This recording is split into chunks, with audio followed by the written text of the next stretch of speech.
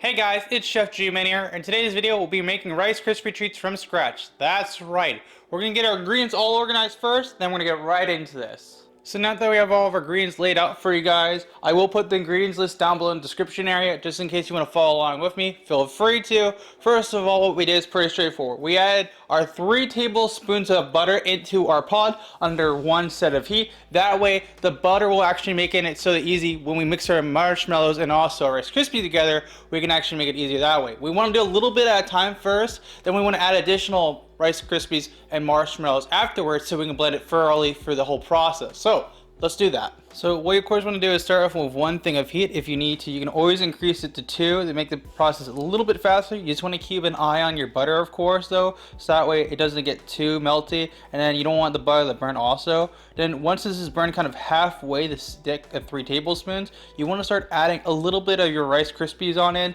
with your marshmallows. That way we can start blending it before the butter's all melted, and so nothing burns that way. So now that our stick of butter is actually melted halfway, we're going to of course add a bit of our Rice Krispies on it. Not too much though, we just want to add a light bit amount. And of course on top of that, we also want to add some of our marshmallows. Now I have 5 cups of Rice Krispies just to start out with. We might do 6, but it depends on the situation. We just want to add a little bit of each at the same time, and we want to make sure the mix is thoroughly, so that way we can actually keep an eye on our actual marshmallows. Now just remember, don't add too much Rice Krispies when you're adding your marshmallows in. You should only add a little bit at a time. So that way, just in case you do, you can always pour it out into a separate tray if you pour too much into it, of course. Because I forgot that you want to be careful on how much you want to push in, because if you put too many Rice Krispies in right at the gate, it will actually not make it easy to stir. It'll actually get the marshmallows to melt down during the process. Now, once your marshmallows have started breaking down a lot, you want to actually start adding some of the more Rice Krispies at a time, like you want to. Add a bit by bit. So that's what I'm going to do right here. I'm going to add a bit more. And then you want to keep doing this process repeatedly to get some really good Rice Krispie treats out of it. Now once you have some of your Rice Krispie treats looking good, all you have to do is take a little bit out of a time to one without the marshmallow. That way you get the fully cooked through stuff.